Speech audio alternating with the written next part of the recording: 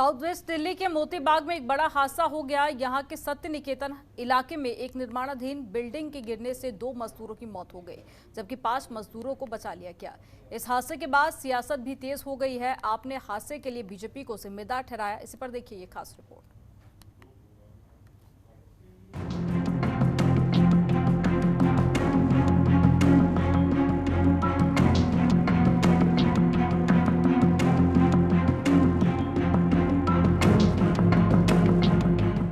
दिल्ली में गिरी निर्माणाधीन बिल्डिंग, मलबे में दबे 2 मजदूरों की मौत, फायर ब्रिगेड और एनडीआरएफ का रेस्क्यू ऑपरेशन। आपने हादसे के लिए बीजेपी को बताया जिम्मेदार। साउथ वेस्ट दिल्ली के मोती बाग में सोमवार को एक बड़ा हादसा हो गया।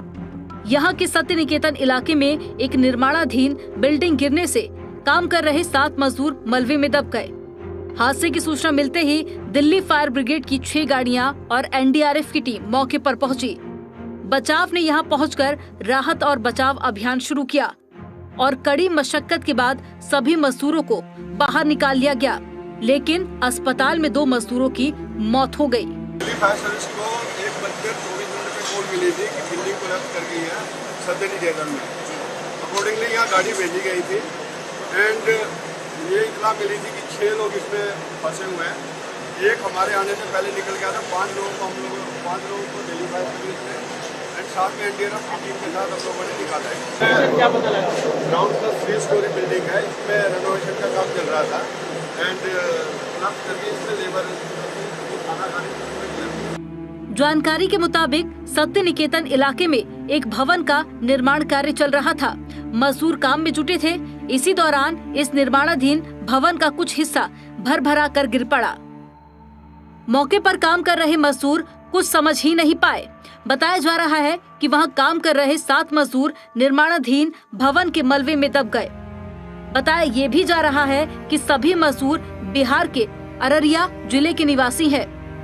दिल्ली के मुख्यमंत्री अरविंद केजरीवाल ने इस हादसे पर दुख जताया। उन्होंने ट्वीट कर कहा, ये हादसा बेहद दुखद है।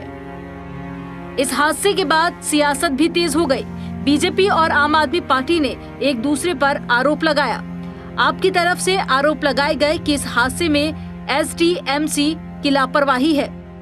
स्थानीय विधायक प्रमिला टोकस का कहना है कि ये बिल्डिंग पहले से बन रही थी।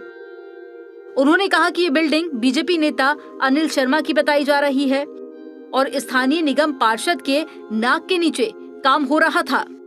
देखिए, मुझे गिरने के बाद पता चला, यहाँ के लोगों ने मुझे फ़ोन किया और किस तरीके से यहाँ पे कह रहे कि 6 लोगों को तो निकाल लिया गया है और पता नहीं अभी और हैं या नहीं हैं।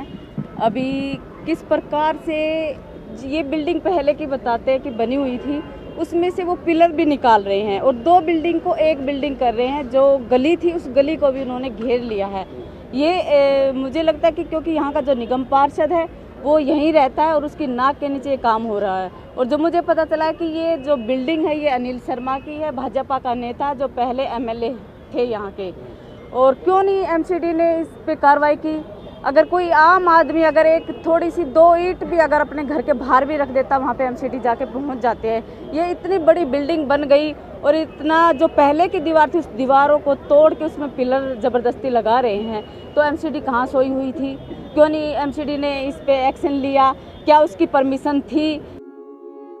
वहीं बीजेपी नेताओं का कहना है कि ये एक घर में काम हो रहा था, इसमें एसडीएमसी की कोई गलती नहीं है।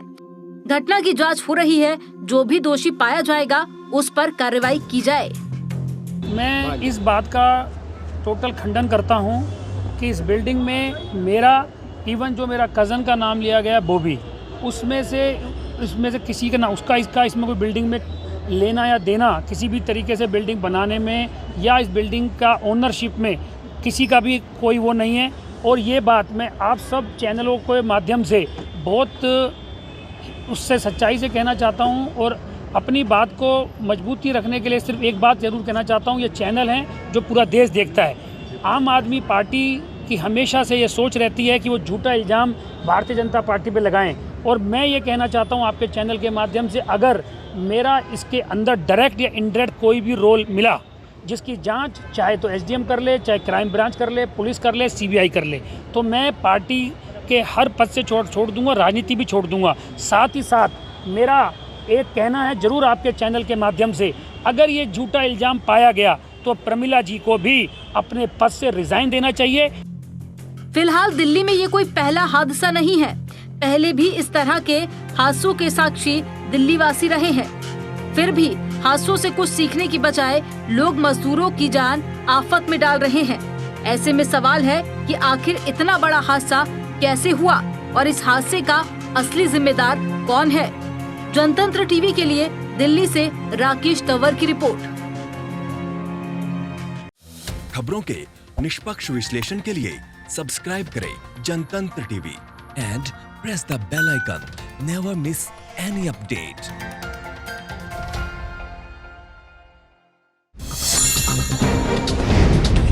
डाउनलोड कीजिए जनतंत्र टीवी ऐप को, जो कि अवेलेबल है गूगल प्ले और ऐप स्टोर पर।